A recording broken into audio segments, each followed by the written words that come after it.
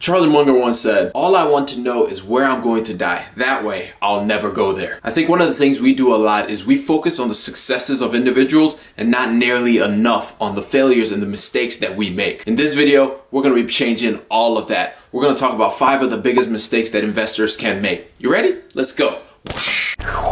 What's going on, people? It's your boy Kalechi back with another video. If you enjoy anything that we talk about on this video, hit that like button. But anyway, let's get right into this thing. The first mistake that most people can make when they start out investing is investing money that you can't afford to lose. I don't know where I heard it, but somebody once told me sometimes the best investment you can make is actually to do absolutely nothing. In other words, if you don't have the money to invest in something, don't go scraping around for other things to then invest it into that thing, especially if you need that money in the short term. I'm thinking about if you need the money in anywhere from 3 to 5 years. In other words, if you're saving for a down payment on a house, if you're saving for a new car, if you need it for an emergency fund, please do not put that money in the market. I know it is extremely tempting to look and say, well, if I can make this amount of return on this money, then it will be so much more money than I need. No, the market is not that nice. We just saw that at the beginning of this year. The market just keeps on doing one of these numbers and not doing one of those numbers. So please do not invest the money that you cannot afford to lose, especially for those of y'all who are out here thinking about investing your bill money. No. That is absolutely off limits. You shouldn't invest money that you need for other things into the market because the market is just not nice. And that leads us to point number 2, using leverage. If you talk to anybody who does real estate investing, the first thing they're probably going to mention to you is OPM, which stands for other people's money. Basically, you don't have to use your own money when you're investing, so therefore you can get a bigger return on your investment. The problem with that is it's other people's money, which means they're gonna want their money back eventually. This is one thing I love to say about leverage is like a two-edged sword. Yes, it can help you cut down your enemies, but if you don't know how to use it, you're gonna cut off your own head as well. So you have to be very careful when you're using leverage. So be very careful when you choose to open up those kind of worms and begin to use leverage. Because as much as it can help you get to your destination a lot faster, it's like speeding, you can get there a lot faster, but do you really want to take that risk and get into an accident where you end up not even reaching your destination at all? And that leads us to point number 3, which is too much concentration. There's a saying when it comes to investing, which is concentration is how you build wealth. Diversification is how you maintain the wealth. Problem with this saying is what they're looking at is only focusing on those people who made it by being super concentrated. They're not talking about all the other people who got wiped out. Everybody looks at Charlie Munger or Warren Buffett thinking that they're the second coming of each of those people, and we forget all about the other people like Jesse Livermore or Rick Guerin who didn't succeed when they were just as concentrated. As a matter of fact, I think Guy Spier said it best in this clip when he was interviewed by Investing with Tom. Coming back to the question, never invested 50%. I do believe that in Horsehead, which was a company that went bankrupt, I had 10%.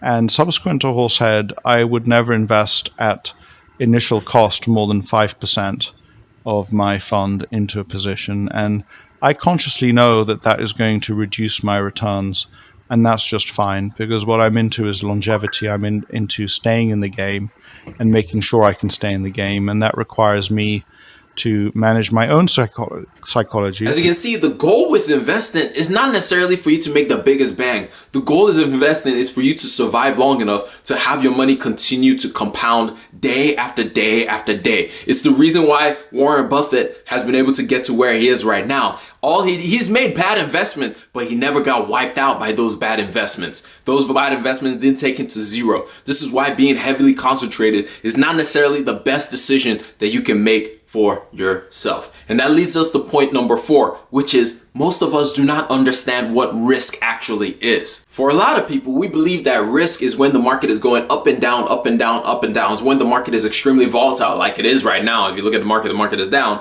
Everybody will be like, oh my gosh, it's too risky for me to invest any money. Or we have this belief that if the market is hitting all-time highs, that the market is less risky for ourselves. And when the market is hitting all-time lows, then the market must be more risky for me to invest in. That's not necessarily true. The truth is actually the reverse. A lot of the times when the market is actually hitting lower and lower lows, that's a good time. That's one of the best times to invest. But I digress from that. The bigger risk that most of us face is not knowing what we are doing. That is the biggest risk that most of us face, is actually just doing whatever the crowd is doing. It's just following what other people are doing, or just doing whatever the wave is right now. It's actually for us not learning about what it is that we're putting our money into, not spending the time to actually understand what we're doing with our money, with investing. It's just jumping into things just because, well, I heard somebody talk about it. That is the actual risk. It's not when the market is doing this number and going up and down, up and down. That is just volatility. That comes with the market. It can have swings of 20% or 30%, depending on what it is that you're investing in. That's just how the market is.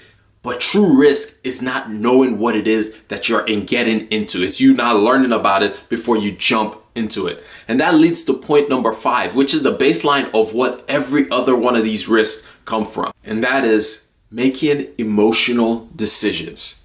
Every other one of these risks that we talk about, whether it's you being concentrated in a position, or whether it's you choosing to invest the money that you can't afford to lose, or whether it's you buying whatever it is that you heard somebody else talk about, using leverage, all of these risks, every single one of these decisions, every single one of these mistakes come from us making emotional decisions. Why does somebody run out and take a loan out on their house because they believe that this is the next greatest opportunity possible, and then they get wiped out and now they're bankrupt? Because why? They decided, I just heard this tip and I believed it was going to be the next big thing.